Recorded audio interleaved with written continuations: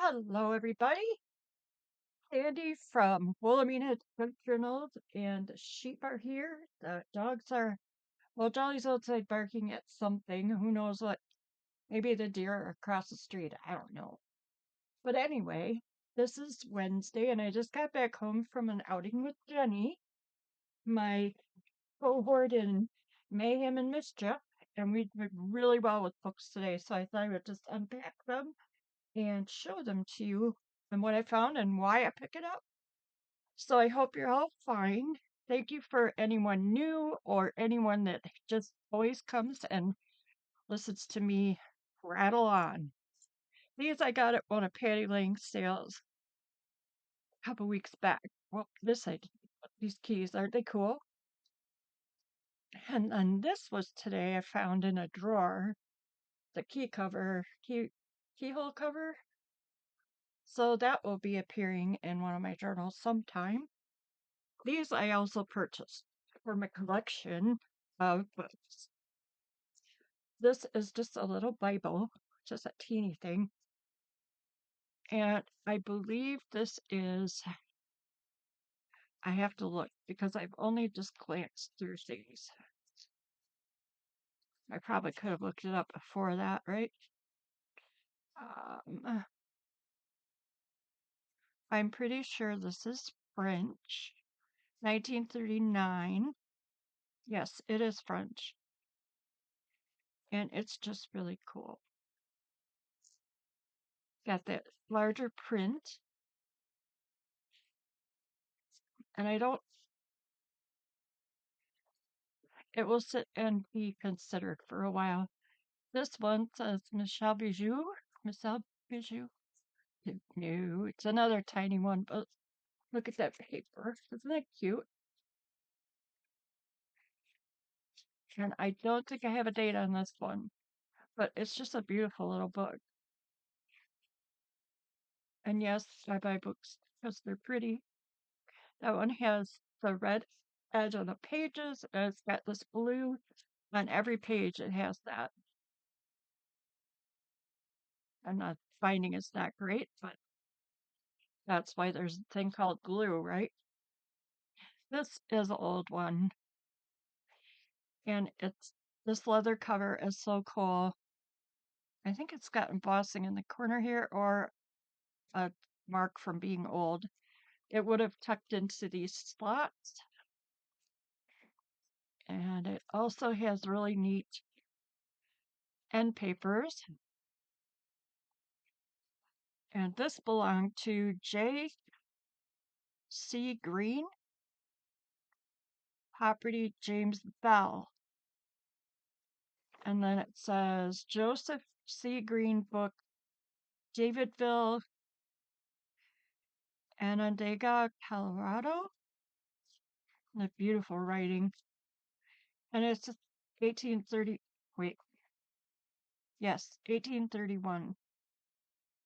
And I believe this is in, well, it's in English, but one of them's in Latin, or part of it is in Latin. I can't remember. This is all English.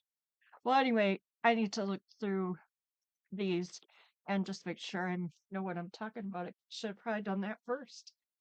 But there we are. I picked up things that, I don't have any of. Ah, this is a castle in Ireland. See her with her umbrella there? Sorry for the glare. They're just having a talk at the castle. Muckross Abbey, Killarney, Ireland. Lakes of Killarney, that's 1901. Then I picked up this happy birthday card. Anyone that knows me knows there's going to be some stitchery going on that one. This I thought was just pretty architecture. It is St. Elizabeth, and it's Heidelberg, so I'm assuming that's Germany. This is me coming to you right after I walked in the door of this new. This is Kenilworth Castle, and I believe that is.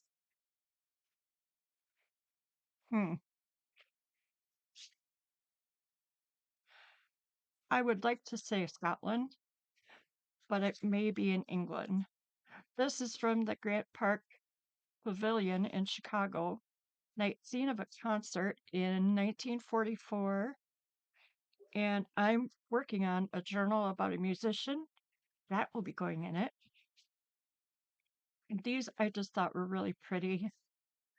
This is says Paris is the company that printed it, and I believe this probably is from Paris also. Versailles.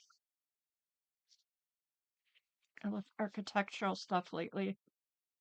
And this is Canterbury Cathedral, Lady Chapel of Undercroft, UK. And this is, it says Loch Ard, YK. I have no idea where Loch Ard is, except this is Inverness. So, how cool is that? And I have, this is the Majestic Building in downtown Chicago, where the V.O. Hammond Publishing Company of Chicago was in 1907. These are not old. They're vintage, but they're not old. They're just beautiful. So I picked them up. There's nothing on the backs.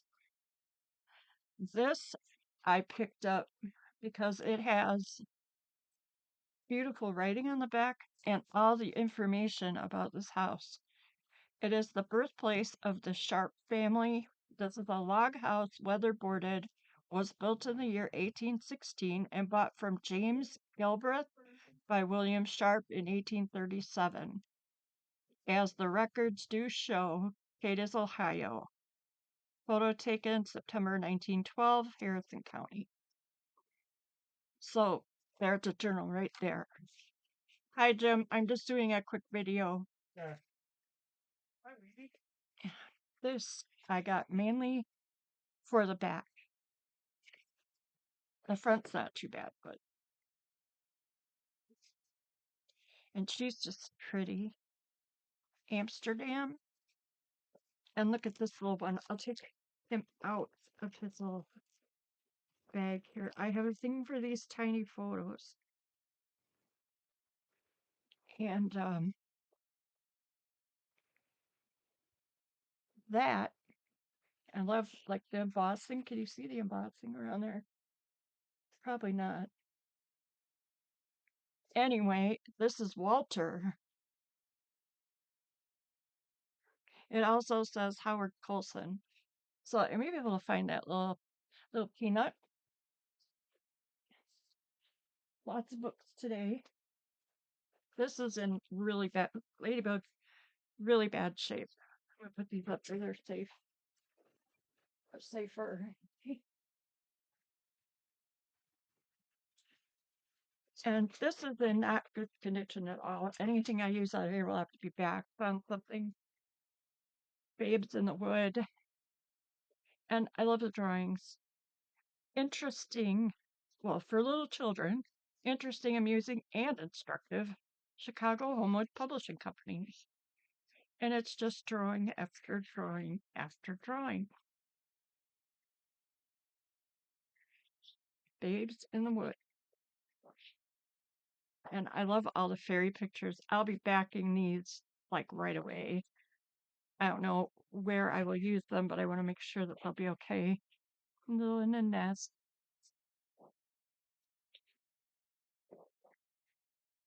That's too cute. There's all the fairies having a concert, I think, or a play. So it was mostly all the little sprites and brownies and fairies in this book that I love. Which is cute. Oops, upside down.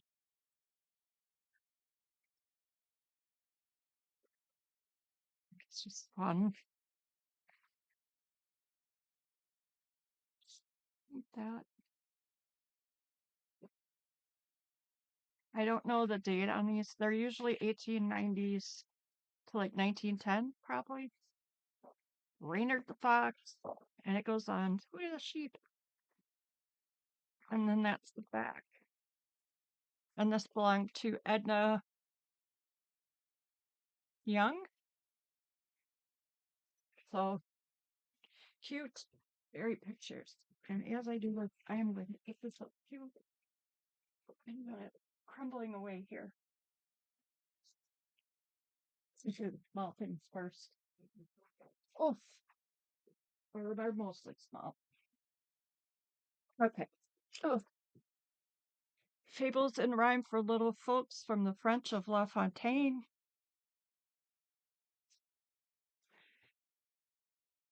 I like the older ones of these because I love artwork in them.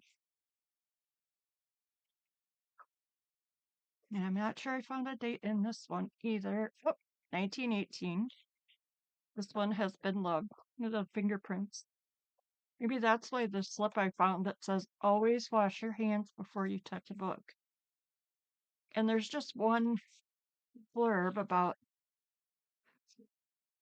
there's not a lot of writing. I love the graphics.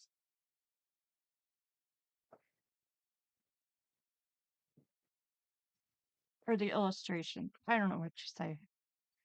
Hen with the golden eggs. Oh, that's terrible. Dog. Some of these are not really happy pictures. And I really think we just live in a different world where we aren't used to unalivedness, if that makes any sense. Back then it was just a part of life. A little sheep and a crow. I love crows too. Okay, well, these are gonna have to get schmut. Book schmut.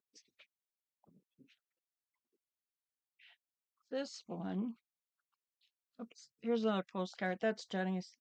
I forgot to give it to her. It doesn't have any information on the back that would say where it's from. This is Sparks from the Soul by Mary Griffin. And it's got a crumbly old cover and beautiful end papers. So I will probably use this. You've probably seen me use these before. It's a poetry book. And it said the preface by Professor Sun, Surgeon in Chief, St. Joseph's Hospital in Chicago. And the proceeds of the sale would have been donated to the Free Bed Fund of St. Joseph's Hospital. And it's dedicated to my beloved sister Ellen Boyle Griffin. This volume of musings is dedicated with the deepest affection of the author. And it's just cute. She's so serious. And all the pages, it must have been meant to be like a Christmas book because every page has those cute corners on it. So I usually go through and I have a read and I just feels it's textured. Feels like those linen book covers. I'm not making any sense. I'm really tired. This cracked us up. This is 8th grade physiology, 1913 and 14 for Emma Gerd. Oh, Bergen. And I don't know where Jackson Street was. So it's just a notebook, useful information. And it's all of her notes from her class. And her writing was beautiful. That was one reason I took it. And I know there are people that like to have these for just for fun. Maybe someone with medical collections. I do not know what is wrong with this light. Whoops. Well, it helps if you leave it on, right? Oh my gosh. I'm really sorry. Why is it doing this? Well, it is what it is, I guess. So anyway, she even did some drawings. And then here is a note that the lady that had the booth put on here. Note the death tests. Death tests. Hold a mirror at the mouth. If there is life, a little vapor will form. Stick a pin into the flesh. If a hole remains, the patient is dead, if not alive. Oops, I should have said the patient was unalive. I don't want YouTube to give me a hard time here. And then there's some paper and just the rest of the book. It's probably about half full. Oh, I hope I don't get dinged for that. This is the Feed Sack Secrets. I think I saw this, I think Angela featured it as a solo book. And I don't know anything about Feed Sack except it's really pretty. And I love its stories. So I want to read this and learn more. By Gloria Nixon. And it gives all the history of Feed Sack bread.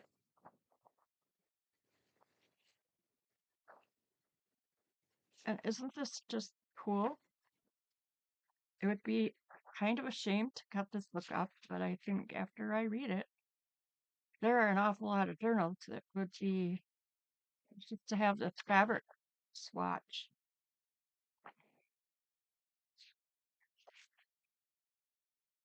And until I started making journals, I really never paid attention to any fabric. I don't usually have curtains on my windows because I like the light. Okay, so you can see it's a lot of pages of beautiful stuff. Who could not get that right? Get the little chicken in her dress. And I found this separate from that. Thrifty Thrills with Cotton Bags. It's newspaper weights, how to open, how to remove printing, some patterns, plan a family wardrobe, all dressed up. They are versatile, ideal for the kitchen, bedroom magic. And then you get X amount off, 5 cents off from the National Cotton Council for any patterns that you buy from the booklet Thrifty Thrills with Cotton Bags. Coupon must be attached to the order. Yeah, they were so creative. I love that. I'm going to put it back in this book. This book, I had no idea really. First, let me do this. When I was up walking around with Jenny yesterday or Tuesday night, we came across these and I didn't know what they were. And Jenny said, "Oh, look, they're fossils." I looked them up and they are a coral that would have been found here 400 to 600 million years ago. How freaking amazing is that? Our hills out here and cliffs are sandstone or limestone. And I just think that is the coolest thing. And Jenny has a really big one that has other, looks like plants. So I have to take a picture of that one when I see her tomorrow. If you didn't already know, she's building a house up on our hill. We sold her part of our hayfield. So my best friend's going to live right up the hill. Okay, enough of that. This is A Grammar of Color. It is a beauteous book, Strathmore Paper Company. So basically, it is a paper sampler, but they put this together along with a Strathmore papers, variety of printed color combinations according to the Munsell color system. This is from 1921. I am so sorry this is so dark. My gosh. I do not know what's happening. I don't want it to be blue. All right, we'll leave it there. It's got to be what it is. And all the paper in here is beautiful. It's from 1921, published March. And look at that. It's just pretty.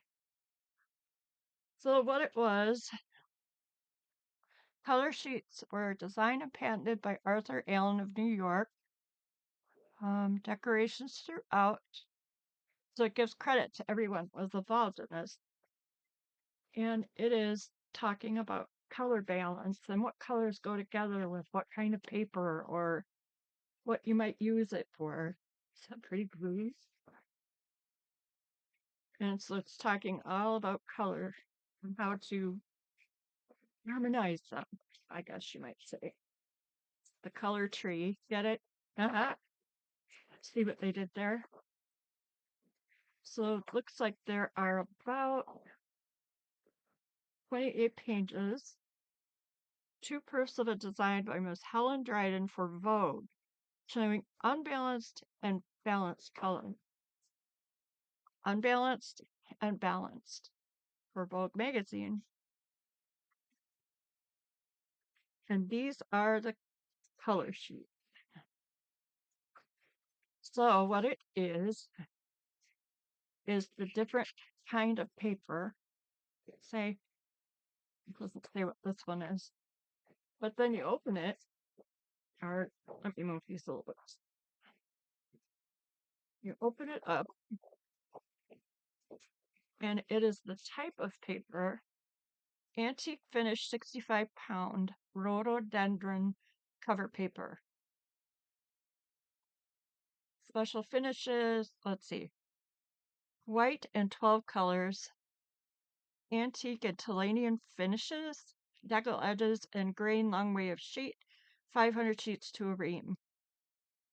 So here they're talking to you about color and what 10 regular hues. I haven't read it, but when I saw it, I saw getting this. Whoops, knocking stuff off my desk. So it goes on. This is, I get the same paper. Cover paper, gray antique finish. And then there it is. And you can put your paper or whatever through and match colors. This is Pyro Brown with the Tellurian finish. Get that paper. Cover paper.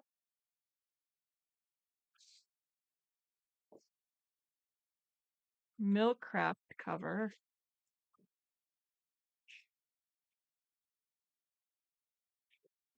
It's just gorgeous paper. Bannockburn cover. Grouse drab. So how cool is that? Back to some of this other paper. Booklet paper.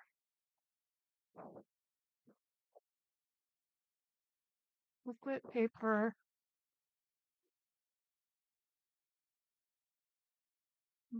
I see. I don't know a lot about things except how they feel. This is gray Bannockburn. See, I saw some other. Not beautiful.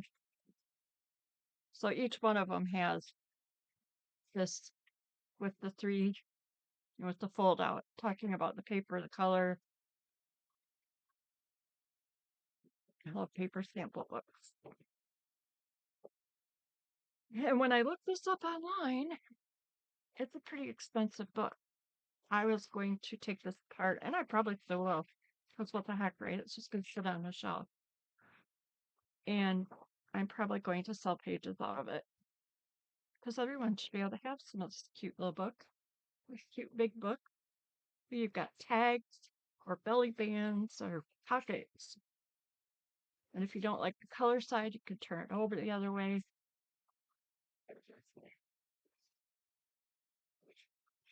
I think it would make some good covers also. So there's that big one. This is a pretty embossed book. It's missing its spine. Both sides are embossed. So plus number 1. Oh, that's backwards. Plus number 2 is, I think this is rag paper or rag content. I am in no way, but from 1850, Letters and Poems, memoir of Bernard Barton, edited by his daughter, 1850. And I don't know if you can hear the paper, but it is just flippin' beautiful. To Mr. and Mrs. Shaw of Pestgrave Hall, Suffolk, friends of her dear father, this little book is dedicated with grateful and affectionate regard by the editor, his daughter. And so it's letters that she wrote to him, he wrote to her. I bet there was a flower there. Um, and then his poetry. See? Oh, don't you just love finding flowers in books? A Suffolkism. I'll have to read and figure out what that is. Lamb, Valley of Fern. So it's a beautiful book. It's got 400 plus pages of what I believe to be rag paper. And I could be very wrong. So I think I'm going to call this one. I have a few more to look at, but they're archive volumes of magazines. So I will do that in a separate video. I hope you're all having a good Wednesday and that you're doing lots of creative stuff. Tell us in the comments what you've been up to. I will talk to you soon. Thank you for being here. Smooches from the sheep.